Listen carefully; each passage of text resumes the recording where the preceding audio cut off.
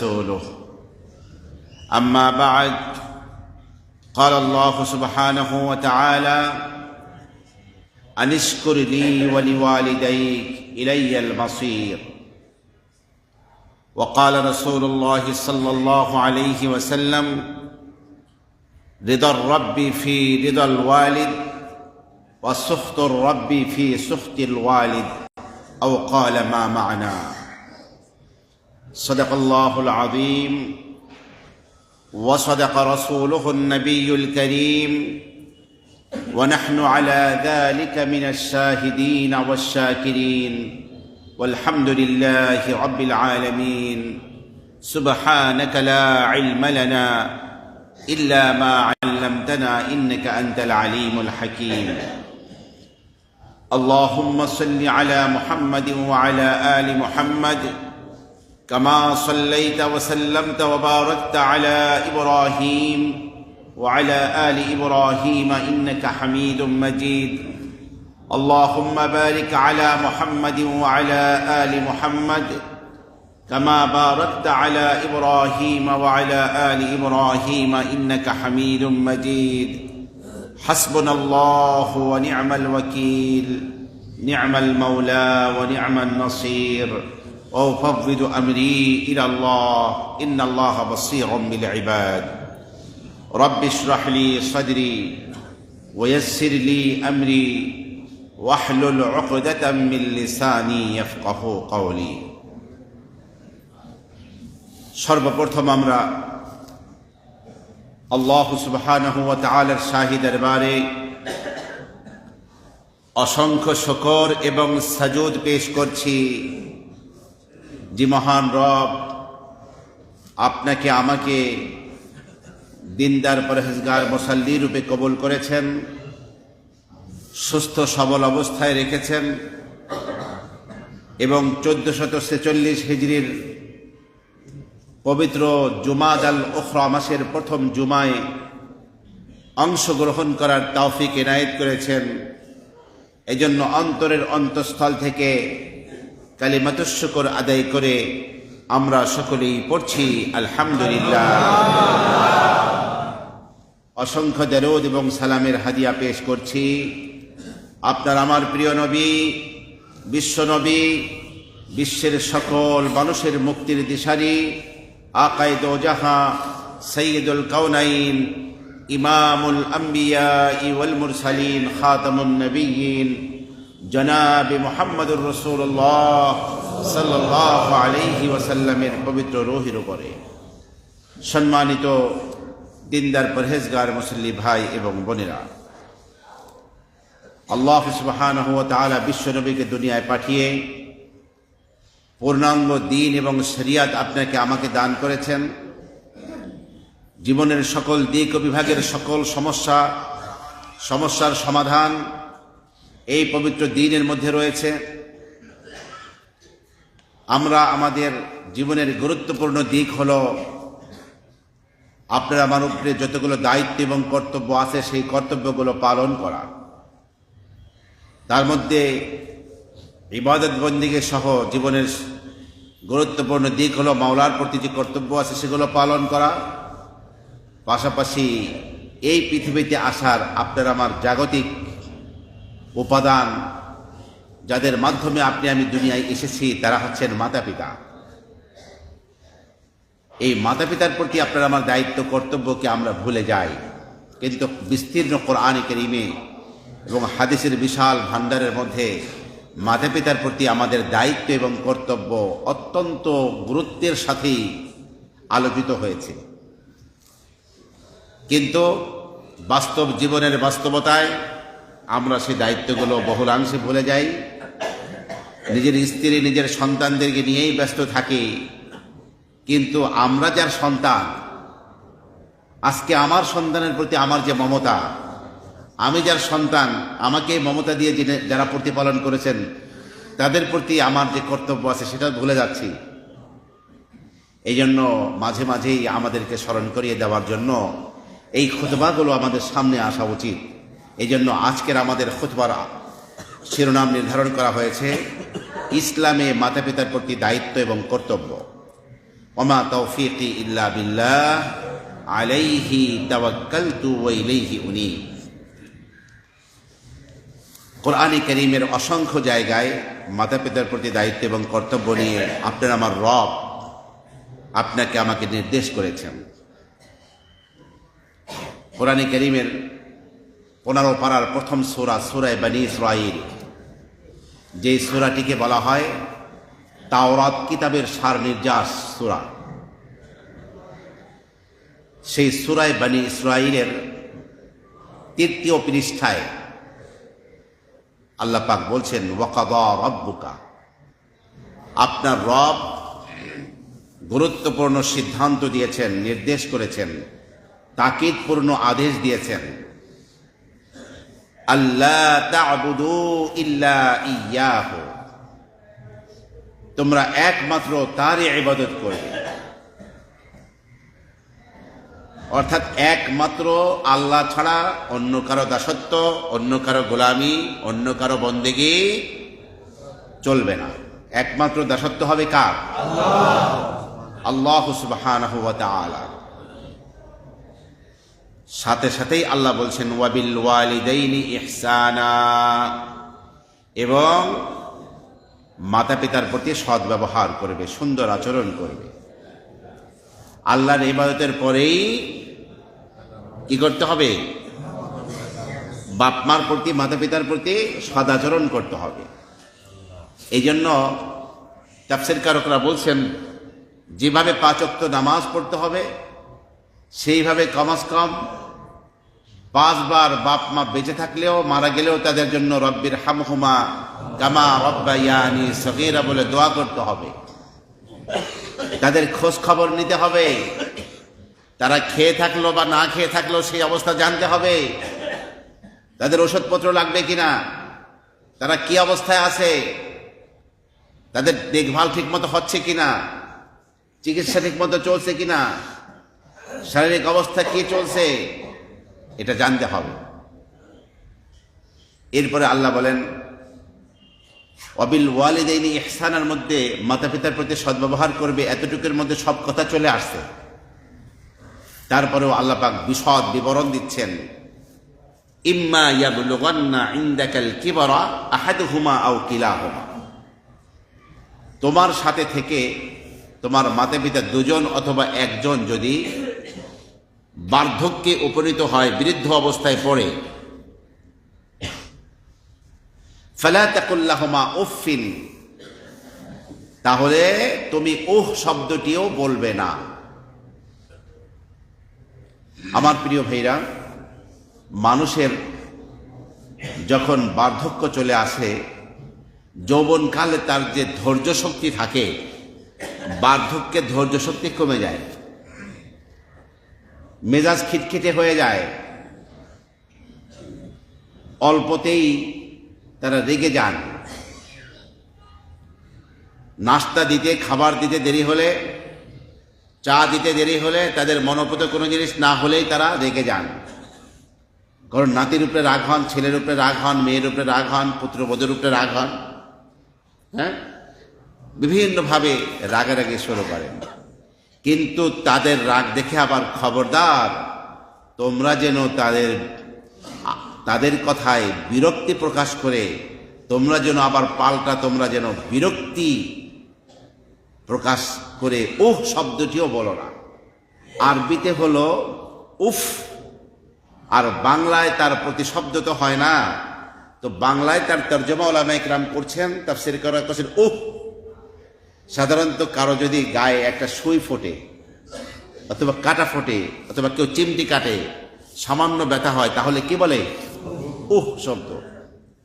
হযরত আলী ইবনে আবি তালেব বলছেন যে বিরক্তি প্রকাশের জন্য, ব্যথা অনুভব করার জন্য আরবি সাহিত্যে, আরবি ভাষায় সবচেয়ে হালকা, সবচেয়ে লঘু, সবচেয়ে ক্ষুদ্র শব্দ হলো উহ। অর্থাৎ যে তোমরা বাপমার আচরণে বিরক্ত হয়ে উহ শব্দটিও ব্যবহার করবে না। আলী রাদিয়াল্লাহু আনহু বলেন যে আরবিতে যদি উহ শব্দটির চেয়ে, উফের শব্দের চেয়েও যদি কোনো লঘু শব্দ থাকতো, আল্লাহ সুবহানাহু ওয়া তাআলা এখানে সেই শব্দটি ব্যবহার করতেন। এই জন্য বাপ মার আচরণে বিরক্ত বোধ করা যাবে না। আজকে অল্পতেই বিরক্ত বোধ করছো। তুমি ছোটবেলায় কি করছিলে একটু মনে করে দেখো তো, একটু পৃষ্ঠা উল্টাও জীবনের।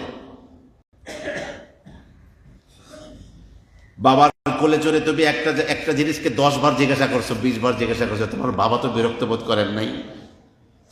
আব্বু এটা কি, তুমি বলেছো, কিন্তু বাবার কথায় তুমি বোঝো নাই, আবার জিজ্ঞাসা, আব্বু এটা কি, আব্বু এটা কি, 10 বার 20 বার 50 বার জিজ্ঞাসা করেছো।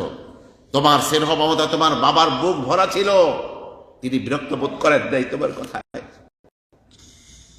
আজকে তোমার বাবার কথায় তুমি কেন বিরক্ত হচ্ছ? আপনার আমার রব শিখিয়ে দিচ্ছেন না, তুমি আজকে উহ শব্দটি বলতে পারবে না। ফালা তাকুল লাহুমা উফিন, উহ শব্দটি বলতে পারবে না। শুধু তাই নয়, অনেক সময় পার্থিব স্বার্থে, জমি জিরাতের স্বার্থে, টাকা পয়সার স্বার্থে, সিদ্ধান্তের স্বার্থে অনেক সময় বাবা মাকে ছেলে মেয়ে ধমক দেয়। আল্লাহ সুবহানাহু ওয়া তাআলা বলেন, খবরদার ছেলে মেয়েরা, এই জীবনটা পেয়েছো যাদের মাধ্যমে দুনিয়ায় আসার বাহ্যিক উপকরণ হচ্ছেন বাবা মা, ফালা তানহারহুমা ওয়ালা তানহারহুমা, খবরদার বাবা মাকে ধমক দিবে না।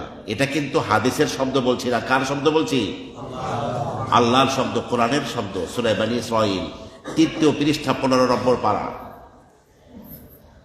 বাপ মাকে ধমক দেওয়া যাবে না। তাহলে বাবা মার সাথে কথা বলতে হবে কেমনে? ওয়াকুল লাহুমা কাওলান কারীমা। আল্লাহ পাক কথা বলার পদ্ধতি বাপ মার সাথে কেমন হবে আল্লাহ পাক নিজে শিখিয়ে দিচ্ছেন আমাদেরকে। এই আল্লাহর বান্দা বান্দিরা ভালো করে শুনে রাখো, বাবা মার সাথে কথা বলার পদ্ধতি কে শিখাচ্ছেন? আল্লাহ। স্বয়ং রব শিখিয়ে দিচ্ছেন আর বলছেন কাওলান কারীমা, বাবা মার সাথে কথা বলবে কাওলান কারীমা, অত্যন্ত ভদ্রচিত শান্ত মোলায়েম শব্দে মাতা পিতার সাথে কথা বলবে। হযরত সাঈদ ইবনুল মুসাইয়্যিব, তাকে একজনে প্রশ্ন করেছিল, হুজুর আমি তো কোরআন কারীমের অন্যান্য অর্থগুলো বুঝতেছি, কিন্তু আল্লাহ পাক যে শান্ত মোলায়েম শব্দে বাবা মার সাথে কথা বলতে বলেছেন, কিভাবে কথা বলতে বলেছেন, এর যথার্থ মর্মার্থ আমি উপলব্ধি করতে পারছি না, আমাকে একটু বুঝিয়ে বলো। তখন তিনি বলেন, সেই যুগে তো গোলাম বান্দির যুগ ছিল, মানুষকে কেনা বেচা করা হতো। তো অনেক সময় গোলাম, ভৃত্য, দাস,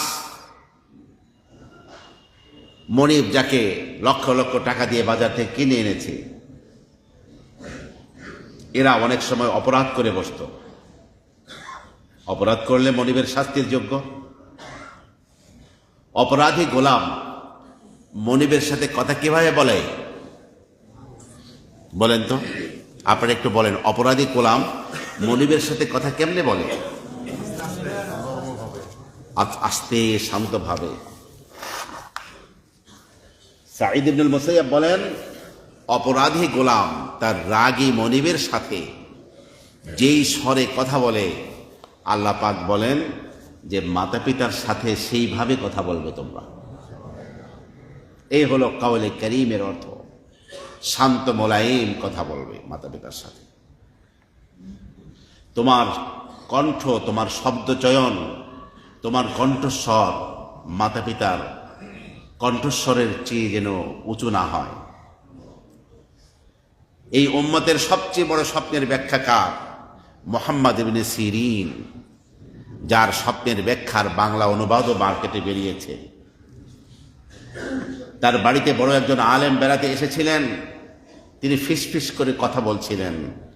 তার ছেলেকে সেই আলেম জিজ্ঞাসা করেছিলেন, তোমার বাবা ফিসফিস করে কথা কেন বলছেন, জোরে কথা কেন বলছেন না, তিনি কি অসুস্থ? তখন তার ছেলে বলছিল, না, আমার দাদি যান যখন আমাদের বাড়িতে থাকেন তখন আমার আব্বা যান জোরে কথা বলেন না, কারণ আমার রব বলেছেন ওয়াকুল্লাহুমা কাওলান কারীমা, জোরে কথা বলতে নিষেধ করেছেন। আমার দাদির সামনে আমার আব্বা জোরে কথা বলেন না। এই সম্মানের কারণে আল্লাহ পাক তাকে এমন স্বপ্নের ব্যাখ্যা শিক্ষা দিয়েছেন, ইমাম মালিক কোনো কিছু স্বপ্নের কথা জিজ্ঞাসা করা লাগলে মুহাম্মদ ইবনে সিরিনের কাছে পাঠিয়ে দিত যে স্বপ্নের ব্যাখ্যা ওনার কাছে জিজ্ঞাসা করে আসো। বাবার সামনে মাতুব্বারে দেখে আর দুনিয়ায় কিছু হইতে পারে নাই, কেউ কিয়ামত পর্যন্ত হইতে পারবে না। বাবা মার পদসেবা করে দোয়া নিয়েই সবকিছু হতে হয় দুনিয়ায়। তাদের সামনে মাতুব্বারে দেখিয়ে কেউ কিছু কি হতে পারে।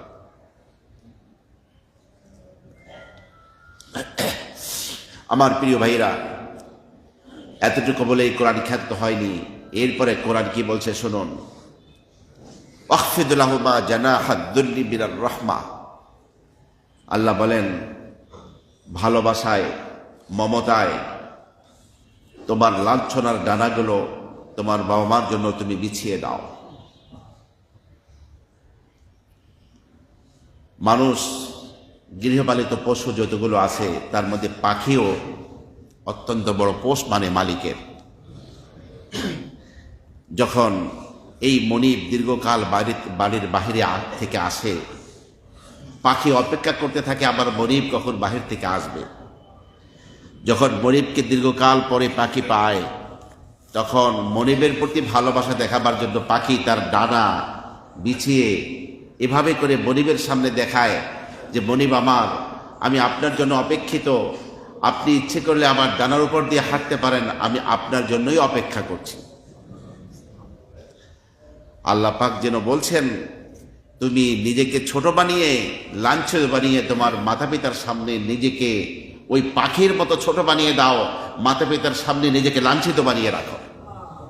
এই কথাটি আপনাকে আমাকে আদেশ দিয়ে কে বলছেন? আরো জোরে বলেন, কে বলতেছেন? নবীর উপরে রাখেন না, এই কথাটা বলার জন্য আল্লাহ পাক নিজে বলেছেন।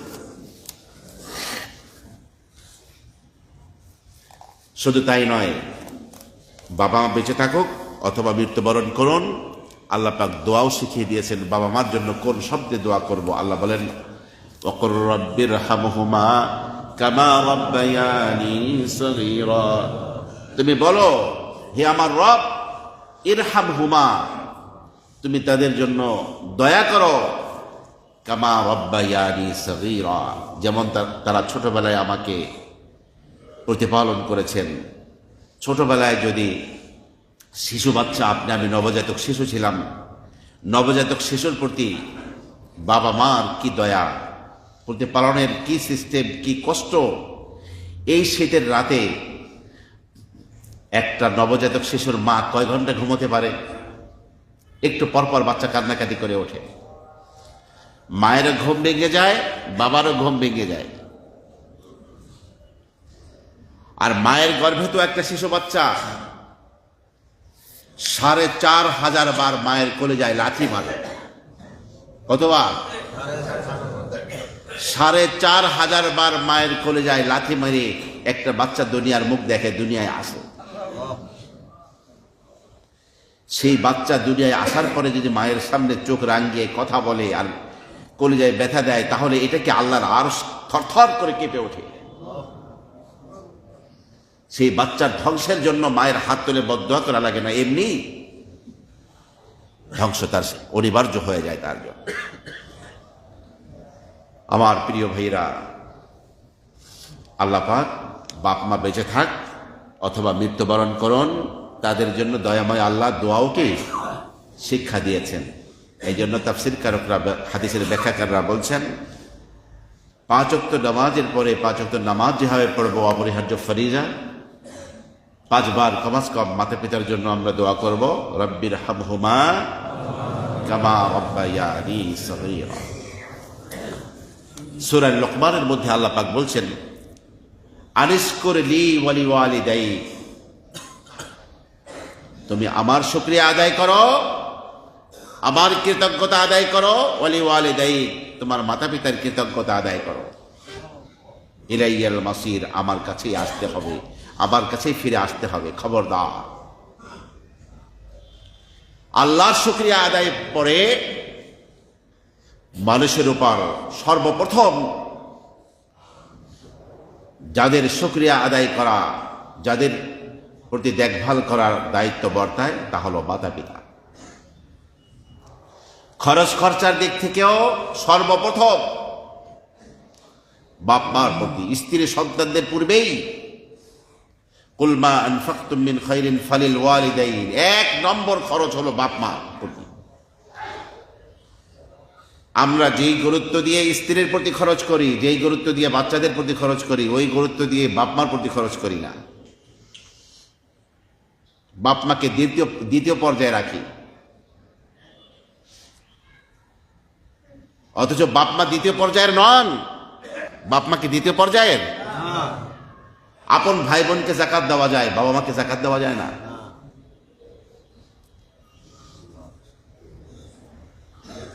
নিজের আসল এবং ফারা, নিজের মূল এবং শাখাকে, যেমন নিজের ছেলে মেয়েকে যাকাত দেওয়া যায় না, নাতিপুতিকে যাকাত দেওয়া যায় না, তেমনি ভাবে নিজের মূল মাতা পিতা, দাদা দাদি, নানা নানি, পরদাদা পরদাদি, পরনানা পরনানি, নিজের উপর যারা, এরা হলো মূল।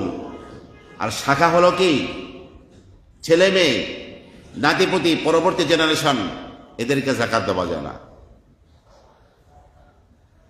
কিন্তু যদি আপন ভাই দরিদ্র হয়, আপন ভাইকে যাকাত দেওয়া যায়। আপন বোন দরিদ্র হয়, যাকাত দেওয়া যায়। বাবা মাকে যাকাত দিয়ে পালবেন কেন? বাবা মাকে তো নিজের সম্পদ নিজে যেমন খরচ করবেন, ওই পয়সা খরচ করবেন বাবা মার প্রতি। এই জন্য আল্লাহর শুকরিয়া আদায়ের পরে সর্বপ্রথম যাদের শুকরিয়া আদায় করতে হবে তারা হচ্ছেন বাবা মা। এবং আল্লাহ পাক ধমক দিয়েছেন, খবরদার, বাবা মার প্রতি কৃতজ্ঞ না হয়ে আমার কাছে আসবা, ইলাইয়াল মাসির, আমার কাছে আসতে হবে, আমার কাছে আসতে হবে। এই ধমকটা কিরকম ধমক? তার মানে তখন বুঝতে পারবা এর শাস্তি কি পরিমাণ হয় যদি বাবা মা প্রতি তোমার যত্ন না হয়। দাওয়াত তাবলীগের মেহনত যারা করেন তারা জানেন, ফাজাইলে আমাল নামে একটা কিতাব আছে, নামাজের ফজিলাত, যাকাতের ফজিলাত, এরকম মোটা কিতাব। সারা পৃথিবীতে এই কিতাবের তালিম হয়। এই কিতাবটি লিখেছেন শেখুল হাদিস মাওলানা জাকারিয়া কাদ্দালবী রহমতুল্লাহ আলাইহি। উনি ওনার ভাই বোনকে ডাকলেন, ভারতে বাড়ি ওনার, ডেকে বললেন ভাই বোনদেরকে যে আমার বাপ এবং মার পক্ষ থেকে আমি যে সম্পদ পাইতাম, সেই সম্পদ আমি নিব না, এই সম্পদ সব তোমরা নিয়ে নিবা, কিন্তু আমার একটা শর্ত, বাবা মার খেদমতের দায়িত্ব আমাকে দিয়ে দিবা। তোমাদের এক পয়সা দেওয়ার লাগবে না, বাবা মার সব খেদমত আমি করব। টাকা পয়সা, ওষুধপত্র যা লাগে, খেদমত, খাওয়া দাওয়া, কাপড় চোপড়, সব বাবা মার খেদমত আমি করব। দুনিয়ার ছেলেমেয়েরা তো এটাই চায়, কেউ বাবা মার খরচ দিতে চায় না, বাবা মাকে নিয়ে ঠেলা ঠেলি বাঁধে। কোন বাড়িতে মা কয়দিন খাবে, বাবা দুনিয়ায় বেঁচে নাই, ছেলে মেয়ের মধ্যে ঠেলা ঠেলি মাকে নিয়া, বাবাকে নিয়া।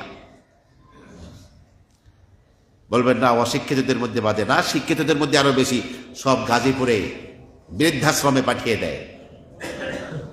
ছেলেকে মানুষ করতে গিয়ে ঢাকা শহরের জমিটাও বিক্রি করছে, যেখানে বাড়ি করতে পারতো বৃদ্ধ ব্যক্তি। সেই ছেলে বড় হওয়ার পরে ঘরে বউ আছে, বউ বসে তোমার বাপ থাকলে আমি থাকুম না, তোমার মা থাকলে থাকবো না। তখন বাপকে নিয়ে কোথায় রেখে আসে? ওই বৃদ্ধাশ্রমে মাকে নিয়ে সেখানে রেখে আসে। এলো শিক্ষিত লোকদের কারবার। পাশ্চাত্যের দেখা দেশে বাংলাদেশে শুরু হয়ে গেছে এই কারবার। পাশ্চাত্য জগতে ওই অবস্থায় বৃদ্ধার মনে চায় একটু নাতিপুতিকে কোলে নিবে, ওই সময় কুকুরের ছানা ওখানে ছেড়ে দেয়। নাতিপুতিকে কোলে নেওয়ার পরিবর্তে কুকুরের ছানাকে কোলে নিয়ে তারা সময় কাটায়। হায় রে জীবন, এটা চোখের পানি ছাড়ে। হায়, এই জন্যই কি আমি মানুষ করেছিলাম, এই জন্যই কি ঢাকা শহরের জমি বিক্রি করে তোদেরকে মানুষ করেছিলাম, যে জীবনের এই পরিণত বয়সে কুকুরের ছানা আমাকে কোলে নিয়ে জীবনের শেষ বয়সটা কাটাতে হবে। শেখুল হাদিস মাওলানা জাকারিয়া কত বুদ্ধিমান ছিলেন। ভাই বোনদেরকে রাজি করালেন। গোটা মাতা পিতার খরচের সমস্ত জিম্মাদারি তিনি বহন করে সবচেয়ে প্রতি মুহূর্ত বাবা মার খরচের খেয়াল রাখতেন। তার সাধ্যমতো সর্বোচ্চ যত্ন নিয়ে মাতা পিতাকে মৃত্যু পর্যন্ত তিনি প্রতিপালন করেছেন। আল্লাহ পাক সুনাম সুখ্যাতির শীর্ষ হয়ে গোটা বিশ্বে তাকে রেখেছিলেন। অর্থনৈতিক সমৃদ্ধি তাকে এটা এমন পরিমাণ দিয়েছিলেন, তিনি যে এতেকাফ করতেন যে মসজিদে সাহারানপুরে, তার বাড়ি ভারতের সাহারানপুরে, ওনার সাথে কয়েকশো আলেম তালিবে ইলম বিশাল বড় মসজিদে ভরে যাইত। সমস্ত আলেমদের ইফতার, সেহরি, সন্ধ্যা রাতের খানার সমস্ত খরচ নিজের পকেট থেকে উনি খরচ করতেন। এই পরিমাণ টাকা পয়সার মালিক আল্লাহ তাকে বানিয়েছিলেন। বাবা মার প্রতি খরচ করে কোনো সন্তানাদি হারায় না, বরং বাবা মার প্রতি খরচ করলে সম্পদ আরো বাড়ে, সম্পদ কমে না। ছেলে মেয়েরা এটা বোঝে না, মনে করে বাবা মার প্রতি খরচ করেছি, আমার টাকা কমে গেল, তোমার অফুরন্ত ধনাগার থেকে সম্পদ আসার ব্যবস্থা হয়ে গেল। তুমি তো বুঝো না, তুমি তো নির্বোধ, তুমি তো বোকা। যাদের দোয়ায় তোমার সম্পদ বাড়বে তাদেরকে রাইখা তুমি এখানে সেখানে ঘুরতেছো, আর বাবা মা বাড়িতে কষ্ট পাচ্ছে, মা কষ্ট পাচ্ছে, বাবা কষ্ট পাচ্ছে, তুমি তো নির্বোধ একটা, তুমি তো বোকা। আমার প্রিয় ভাইরা, হযরত আব্দুল্লাহ ইবনে মাসউদ রাদিয়াল্লাহু আনহু, আল্লাহর নবীর সেই প্রখ্যাত সাহাবী, মক্কি জীবনে একেবারে শুরুভাগে আল্লাহর নবী দাওয়াতি কাজ করছেন আবু বকর সিদ্দিক রাদিয়াল্লাহু আনহুর সাথে। অল্প বয়স্ক রাখাল আব্দুল্লাহ ইবনে মাসউদ আল্লাহর নবীর প্রচন্ড ক্ষুধা পেয়েছে। রাখাল আব্দুল্লাহ ইবনে মাসউদকে বললেন, এ রাখাল, আমাদেরকে একটু দুধ খাওয়াতে পারবে? আব্দুল্লাহ ইবনে মাসউদ তো রসুলকে তাও চিনেন না, আবু বকরকে তাও চিনেন না। তিনি বললেন যে আমি তো আসলে রাখাল, আমি তো এই ছাগল, ভেড়া, দুম্বা, মেষ এগুলোর মালিক না, এগুলো তো আমার জন্য বৈধ না যে আমি আপনাদেরকে দুধ পান করাতে পারি। রসুল বললেন, আচ্ছা এমন কোন ছাগি কি আছে যেগুলোর এখনো বাচ্চা কাচ্চা হয় নাই, দুধ নাই? বললো, হ্যাঁ, এই যে ছাগিটা দেখছেন অল্প বয়স্ক, এখনো বাচ্চা কাচ্চা হয় নাই। তখন আব্দুল্লাহ ইবনে মাসউদকে রসুল বললেন, আমি যদি এর থেকে দুধ বের করতে পারি তোমার কোনো আপত্তি আছে? বলছে, না, আপত্তি নাই। আল্লাহর নবী সেই ছাগিটার ওলানে হাত বুলিয়ে দিলেন, বরকতের হাত বুলিয়ে দিলেন, দুধ আসা শুরু হয়ে গেল। আবু বকর সিদ্দিককে বললেন, দেখো কোনো পাত্র পাও নাকি? পাত্র কোথায় পাবেন? একটা ঢালু পাথর পরিষ্কার করে সেটাই দহন করলেন আবু বকর সিদ্দিক। রসুল পান করলেন, আবু বকর সিদ্দিক পান করলেন, ইবনে মাসউদ পান করলেন। আবার ওলানে হাত দিলেন, যেমন ছিল সেরকম হয়ে গেল। অথচ ছাগলের মধ্যে এক ফোঁটা দুধ আসার কথা না, বাচ্চা নাই, ছাগল দুধ পাইব কই? এই ছোট্ট বাচ্চা ইবনে মাসউদ বড় বড় চোখ করে তাকায়, যে কি দেখতেছি। আবার হাত দিলেন, আল্লাহর নবী যেমন আছিল সেরকম হয়ে গেল। দৌড় দিয়ে চোখ মুচ্ছে, আমার একটু শিখাই দেন, কি দেখলাম আমি তো কিছু বুঝবার পারলাম না। আল্লাহর নবী মাথায় হাত দিয়ে বললেন, ইন্নাকা গোলামুন মুআল্লামুন, তুমি একটা শিক্ষিত ছেলে, বুঝতে পারবা আস্তে ধীরে সবকিছু।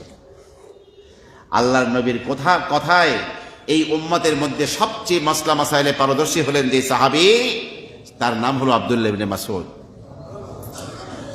তিনি কুফায় এসে মাদ্রাসা কায়েম করেছেন। পরবর্তীতে সেই কুফায় তার ছাত্রের নাম হলো ইব্রাহিম নাখঈ। আলকামা তার ছাত্রের নাম, আলকামার ছাত্র হলো ইব্রাহিম নাখঈ, ইব্রাহিম নাখঈর ছাত্র হলো হাম্মাদ, হাম্মাদের ছাত্রের নাম হলো নু'মান ইবনে সাবিত, যার আরেক নাম হলো ইমাম আবু হানিফা, যার মাধ্যমে আমরা ফিকা আল্লাহর নবীর পেয়েছি। বুঝতে পেরেছেন? এই সেই প্রখ্যাত সাহাবী। সে আব্দুল্লাহ ইবনে মাসউদ থেকে বর্ণিত হাদিস। আব্দুল্লাহ ইবনে মাসউদ বলেন, একদিন আমি আল্লাহর নবীকে প্রশ্ন করলাম যে আইয়ুল আমালি আহাব্বু ইলাল্লাহ, আল্লাহর নিকটে সবচেয়ে প্রিয় আমল কোনটি?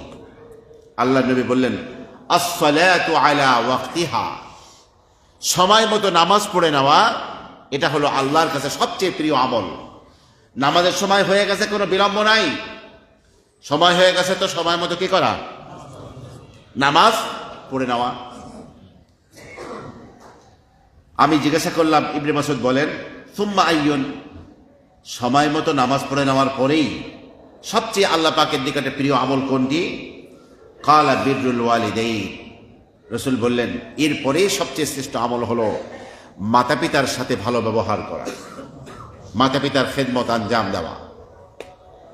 এরপরে জিজ্ঞাসা করলাম সুম্মা আইয়ুন, এরপরে সবচেয়ে প্রিয় আমল কোনটি? রসুল বললেন সুম্মাল জিহাদু ফি সাবিলিল্লাহ, এরপরে হলো আল্লাহর রাহে জিহাদ করা, তৃতীয় সবচেয়ে আল্লাহ পাকের প্রিয় আমল, আল্লাহর নিকটে প্রিয় আমল। মুত্তাফাকুন আলাইহি। এত পাওয়ারফুল হাদিস, হাদিসটি ইমাম বুখারী, ইমাম মুসলিম একযোগে বর্ণনা করেছেন। সবচেয়ে কোরআনে কারীমের পরে বিশুদ্ধ দুটি হাদিস গ্রন্থ বুখারী শরীফ আর মুসলিম শরীফ। আবার বুখারী আর মুসলিম একযোগে বর্ণনা করলে যে হাদিস দাঁড়ায় তার নাম হলো মুত্তাফাকুন আলাইহি হাদিস। এই হাদিসটি হলো ইমাম বুখারী এবং ইমাম মুসলিম একযোগে বর্ণনা করেছে যে হাদিস, সেই হাদিস এটা। আমার প্রিয় ভাইরা, এক হাদিসে রাসূল বলেন যে রিদার রাব্বি ফি রিদাল ওয়ালিদ ওয়া সুখতুর রাব্বি ফি সুখতিল ওয়ালিদ। মাতা পিতার সন্তুষ্টির মধ্যেই আল্লাহর সন্তুষ্টি নিহিত, আর মাতা পিতার অসন্তুষ্টির মধ্যেই আল্লাহর অসন্তুষ্টি নিহিত। অর্থাৎ কেউ যদি বাপ মাকে সন্তুষ্ট করতে পারে, সুনিশ্চিত আল্লাহ পাক সেই বান্দাবান্দের উপরে সন্তুষ্ট থাকবে। আর কেউ যদি তার আচরণ দিয়ে কোনো কারণে বাপ মাকে অসন্তুষ্ট করে, যত ইবাদত বন্দেগি করো, আল্লাহ পাক তার উপর সন্তুষ্ট হবেন না যতক্ষণ না বাপ মা তার উপর সন্তুষ্ট হয়। বাপ মাকে সন্তুষ্ট করতে হবে। বাবা মাকে অসন্তুষ্ট করে আল্লাহ পাকের সন্তুষ্টি খোঁজার কোনো সুযোগ নাই। এজন্য আর এক হাদিসে রাসূল বলছেন মান আরদা ওয়ালিদাইহি ফাকাদ আরদাল্লাহ, যে ব্যক্তি বাপ মাকে সন্তুষ্ট করলো সে আল্লাহকে সন্তুষ্ট করলো, যে বাবা মাকে অসন্তুষ্ট করলো সে আল্লাহ পাককেই অসন্তুষ্ট করলো। আমার প্রিয় ভাইরা, এক ব্যক্তি আল্লাহর নবীর কাছে এসে জিজ্ঞাসা করলো ইয়া রাসূলুল্লাহ মান আহাক্কুন নাসি বিহুসনি সাহাবাতি, এই পৃথিবীতে আমার উত্তম ব্যবহার পাওয়ার সবচেয়ে শ্রেষ্ঠ অধিকারী ব্যক্তি কে? রাসূল বললেন উম্মুকা, তোমার মা। সাহাবী জিজ্ঞাসা করলেন অথম্মা মান, এরপরে কে? রাসূল বললেন উম্মুকা, তোমার মা। সাহাবী আবার প্রশ্ন করলেন এরপরে কে? রাসূল বললেন উম্মুকা, তোমার মা। চতুর্থবারে প্রশ্ন করলেন অতঃপর কে? রাসূল বললেন সুম্মা আবুকা, এরপরে তোমার বাবা। মায়ের কথা কয়বার বলা হয়েছে? তিনবার। বাবার কথা চতুর্থবার।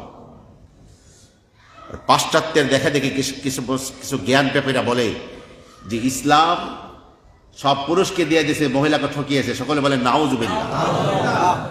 ফার্স্ট প্রাইজ মাকে দিয়ে দেওয়া হলো। পুরস্কার তো ভাই তিনটাই থাকে সারা দুনিয়ায়, ফার্স্ট প্রাইজ, সেকেন্ড প্রাইজ আর থার্ড প্রাইজ।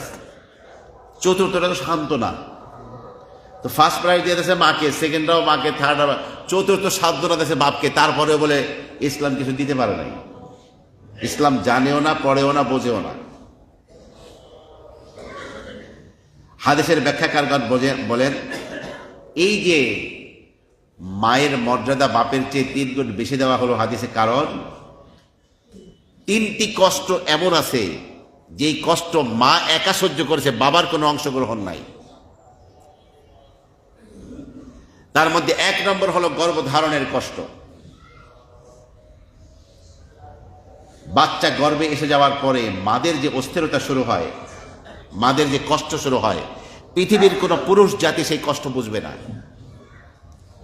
সমস্ত তরকারিতে গন্ধ শুরু হয়ে যায়, মাছ তো খেতেই পারে না তারা, গোশতের গন্ধ সহ্য করতে পারে না, মশলা জাতীয় কোনো খাবার খেতে পারে না। খাবার খেতে গেলে বমি আসে, মাথা ঘোরায়। সারা গর্ভে বাচ্চা নিয়েও তো আমাদের দেশের মানুষের একটা মানসিকতা রয়েছে, ছেলেকে বিয়ে করে আনছে, পুত্রবধূ হলো দাসী, কাজের মহিলা, বিনা বেতনের দাসী।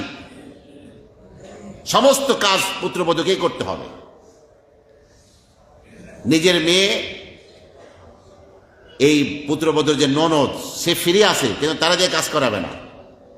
গর্ভে বাচ্চা নিয়েও পুত্রবধূকে কাজ করাতে হবে। নিষ্ঠুরতা পুত্রবধূর উপরে দেখায়, কিন্তু এইটা চিন্তা করে না যে আমার মেয়েটা বড় হচ্ছে, সেও তো পরের ঘরে কয়দিন পরে যাবে। আজকে যদি পরের মেয়ে যে আমার বাড়ি পুত্রবধূ হয়ে আসছে, দুদিন পরে আমার মেয়ে তো আরেক বাড়িতে পুত্রবধূ হবে। আমি যদি এই মেয়েটার প্রতি ভালো আচরণ করি, তো আমার মেয়ে যখন আরেক বাড়ির পুত্রবধূ হবে, তার সাথেও তো ভালো আচরণ করা হবে। পৃথিবীতে কিছু জিনিস আছে, যেমন কাজ করবে সেরকম ফলাফল জীবনের ডায়েরিতে লিখে রাখতে হয় কিছু জিনিস। এগুলো পৃথিবীর মানুষ বুঝে না, হিসাব করে না। কষ্ট কেলেশ করে, পাকশাক করে, মাছ কুটে রান্না করে, ঠিক মা খেতে বসেছে, গর্ভে বাচ্চা, ঠিক এই টাইমে গর্ভের বাচ্চা নড়াচড়া শুরু করছে, কলেজায় মায়ের লাথি দিয়েছে, চোখের পানিটা ছেড়ে আসতে প্লেটটাকে সরিয়ে নিয়ে আর মা খেতে পারে নাই। এই মায়ের গর্ভধারণের কষ্ট পৃথিবীর কোনো পুরুষ জাতি বুঝতে পারবে না। আল্লাহর পক্ষ থেকে প্রেরিত দূত পয়গম্বর এই জন্য বলেছেন, তোমার দুনিয়ায় সবচেয়ে শ্রেষ্ঠ ব্যবহার পাওয়ার যোগ্য ব্যক্তি কে? তোমার মা। এরপরে বলা হলো, এরপরে কে? তোমার বাবা। দ্বিতীয় আরেকটি কষ্ট, সেটা হলো প্রসব করার কষ্ট। পৃথিবীর মেডিকেল সায়েন্স কি বলে, বাচ্চা হতে গেলে, একটা বাচ্চা প্রসব করতে গেলে মাদের কিরকম কষ্ট হয়, সেই কষ্ট পৃথিবীর কোনো পুরুষ জাতি কি সহ্য করতে পারবে? কোনো পুরুষ জাতি কল্পনা করতে পারবে না বাচ্চা প্রসব হওয়ার যে কষ্টটা। একমাত্র মাতৃ জাতিকে আল্লাহ পাক সেই কষ্ট সহ্য করার শক্তি দিয়েছেন। দাঁত কামড়িয়ে তারা সহ্য করে, এবং ওই কষ্ট সহ্য করতে গিয়ে বহু নারী মারা যায়। স্বামীর কাছ থেকে বিদায় নেয়, মা বাবার কাছ থেকে বিদায় নেয় মায়েরা। তখন মেয়ের বাপ মা অস্থির থাকে, কান্নাকাটি করে, জানলা আমার মেয়েটাকে তুমি খালাস করে দাও। এই কষ্ট একমাত্র মা সহ্য করেছে। মায়ের কোনো অংশগ্রহণ নাই এখানে, বাবার কোনো অংশগ্রহণ নাই এখানে। এই জন্য দ্বিতীয় অধিকারও মাকেই দেওয়া হয়েছে। তৃতীয় হলো বাচ্চা হওয়ার পর থেকে দুধ পান করানো এবং বাচ্চাকে প্রতিপালনের যে কষ্ট। বাবা অবশ্যই সেখানে কিছু না কিছু অংশগ্রহণ হালকা থাকে, কিন্তু পায়খানা পেশাব করার পরে মেথরের দায়িত্বটা মা। আদর করে বাবা কোলে নিয়েছে, পায়খানা পেশাব করলে এই তোমার পোলা নাও, তখন আর নিজের পোলা থাকে না, তোমার পোলা হয়ে যায়। এই তোমার পোলা নাও, এই দায়িত্বটাও কার? মা। এই যে তিনটি কষ্ট মা সহ্য করেছেন, যেখানে বাপের অংশগ্রহণ নাই। এই জন্য ইসলাম ইনসাফের ধর্ম, ন্যায়নিষ্ঠার ধর্ম, আদরের ধর্ম।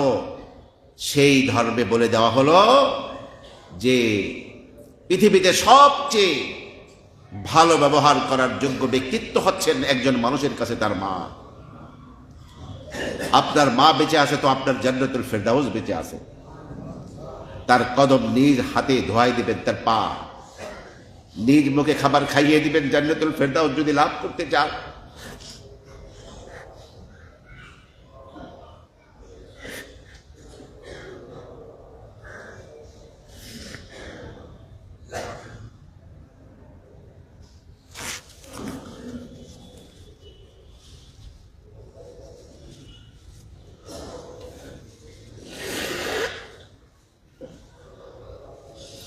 আমাকে শুনতে হয় এই যুগে যে বহু ছেলে মার গায়ে হাত তোলে, স্ত্রীর কথায় মায়ের গায়ে হাত তোলে।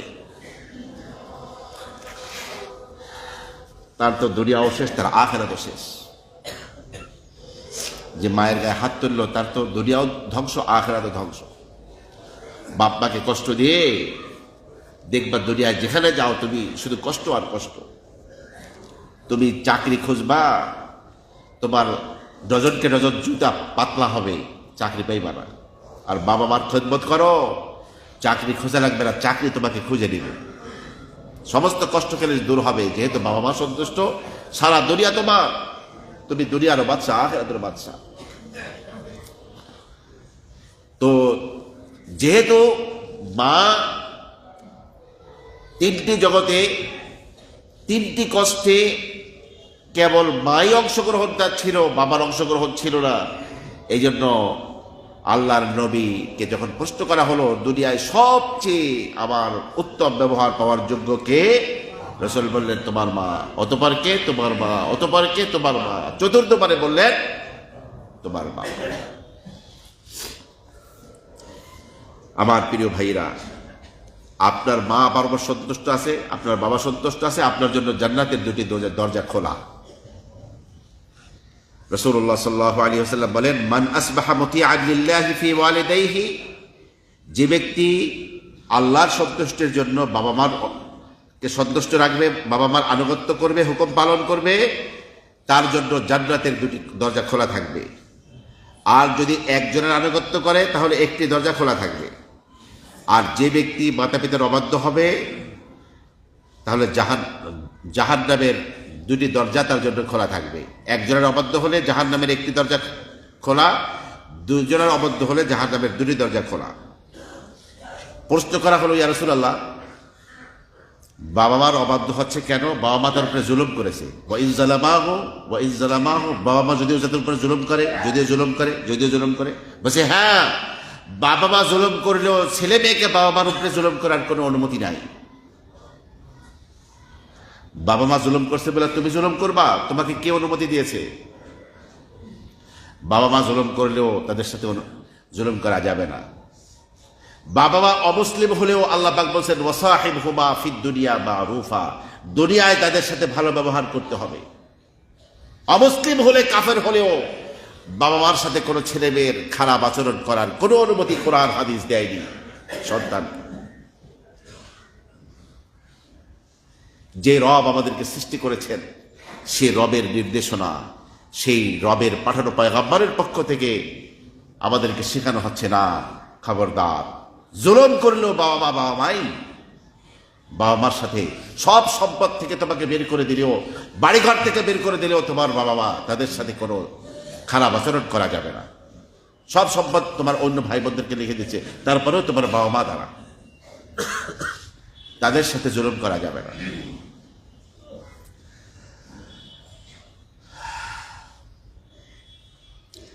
মাতা পিতার সাথে সৎ আচরণ করা, এটা হলো সর্বশ্রেষ্ঠ জিহাদ। এক ব্যক্তি আল্লাহ নবী সাল্লাল্লাহু আলাইহি ওয়াসাল্লামের কাছে এসে ময়দানে জিহাদে যাওয়ার জন্য অনুমতি চাইল। আল্লাহ নবী বললেন, আহাইয়ুন ওয়ালিদাকা, তুমি যে ময়দানে জিহাদে গিয়ে জিহাদ করতে চাচ্ছ, তোমার মাতা পিতা কি জীবিত আছে? তখন বলল, হ্যাঁ, উভয়জন, বাপ মা দুজনেই জীবিত আছে। তখন রাসূল বললেন যে ফাফিহিমা ফাজাহিদ, বাবা মার খেদমতের মধ্যেই তুমি জিহাদের সওয়াবকে অনুসন্ধান করো। আর হযরত তালহা ইবনে মুআবিয়া আস-সুলামি বলেন, আমি রাসূলের কাছে এসে বললাম, ইয়া রাসূলুল্লাহ, ইন্নী উরিদুল জিহাদ ফি সাবিলিল্লাহ, আমি আল্লাহর পথে লড়াই করতে চাই, জিহাদ করতে চাই। রাসূল বললেন, উম্মুকা হাইয়া, তোমার মা জীবিত আছেন? তখন আমি বললাম, হ্যাঁ, জীবিত আছেন। তখন রাসূল বললেন, ইলজাম রিজলাহা ফাতাম্মাল জান্নাহ, তোমার মায়ের পাকে আঁকড়ে ধরো, ওখানেই পড়ে থাকো, ওখানেই জান্নাত তোমার। আল্লাহর রাসূল আপনার আমার জান্নাত ঘোষণা করছেন কোথায়? আল্লাহর বান্দারা কেউ কথা কয় না। মায়ের পায়ের কাছে, মায়ের পায়ের নিচে আপনার আমার জান্নাত ঘোষণা করেছেন আল্লাহর নবী। এক মুহাদ্দিস ক্লাসে দেরি করে আসছেন। ছাত্ররা বলছে, হুজুর, আমরা অনেকক্ষণ ধরে অপেক্ষিত আপনার জন্য। হুজুর বলেন যে আমি তো বেহেশতের বাগানে ঘুমোচ্ছিলাম, তো এই জন্য একটু দেরি হয়ে গেছে উঠতে। ছাত্ররা অবাক হয়ে গেছে, এই পৃথিবীতে আবার বেহেশতের বাগান কোত্থেকে আসলো? তখন হুজুর বললেন, আমার মা খাটের উপরে শুয়েছিলেন, আমি আমার মায়ের পায়ের কাছে একটু জড়সড় হয়ে শুয়েছিলাম। আর আমার নবী বলতেছেন যে আল জান্নাতু তাহতা আকদামিল উম্মাহাত, মায়ের পায়ের নিচে জান্নাত, এই জন্য জান্নাতের বাগান বলতে আমার মায়ের পায়ের কাছের কথা বুঝিয়েছি আমি। তো সন্তানের বেহেশত কোথায়? মায়ের পায়ের কাছে। কথাটি মনে রাখতে হবে আমাদের। এই মায়ের পায়ের কাছে জান্নাত খুঁজতে হবে আমাদের। ওখানে ইনশাল্লাহ নরম হই আমরা। ওই হাত, এক আল্লাহর বান্দা বলেন যে আমার ভাই গোটা রাত তাহাজ্জুদ পড়েছেন, আর আমি গোটা রাত আমার বৃদ্ধা মায়ের হাত পাও টিপে দিয়েছি, মাথায় তেল দিয়েছি। তো আমি মনে করি আমার ভাই গোটা রাত তাহাজ্জুদ পড়ে যে সওয়াব পেয়েছে, তার চেয়ে আমার মার মাথায় তেল দিয়ে আমার মায়ের পাও টিপে দিয়ে তার চেয়ে বেশি সওয়াব আমি লাভ করেছি। আচ্ছা বলেন তো, ওয়াইস করে নিয়ে আল্লাহর নবীকে কেন দেখতে পায় নাই? একমাত্র মায়ের কারণে।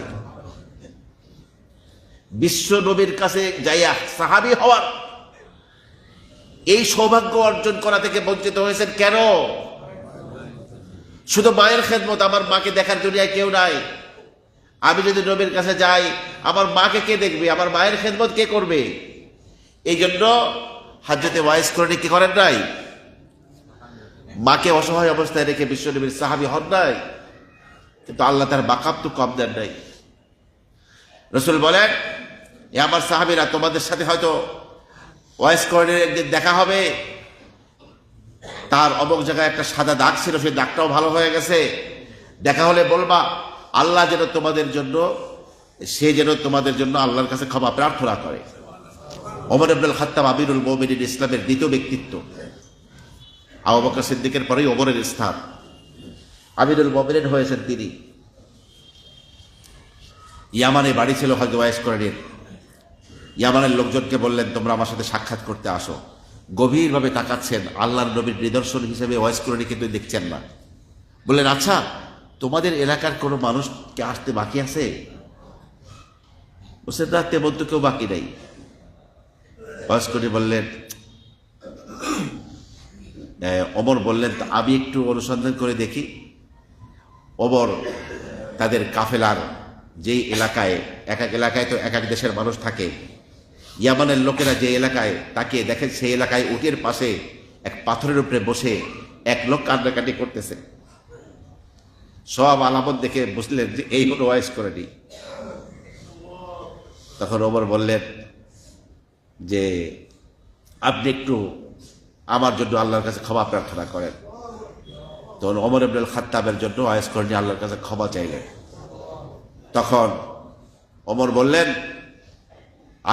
আপনি কোন শহরে যাবেন? বললেন যে আমি এখান থেকে কুফায় যাব, ইরাকের শহর কুফায়।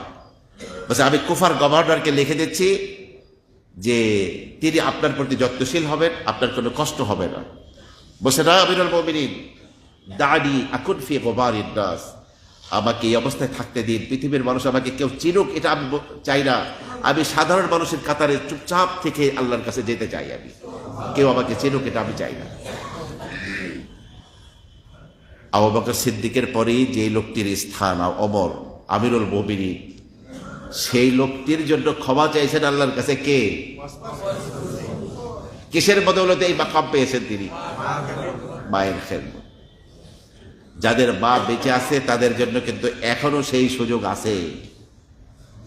আর যাদের মা চলে গেছে তাদের কবর জিয়ারত করতে হবে, তাদের জন্য দোয়া করতে হবে, তাদের জন্য কান্নাকাটি করতে হবে আল্লাহর কাছে।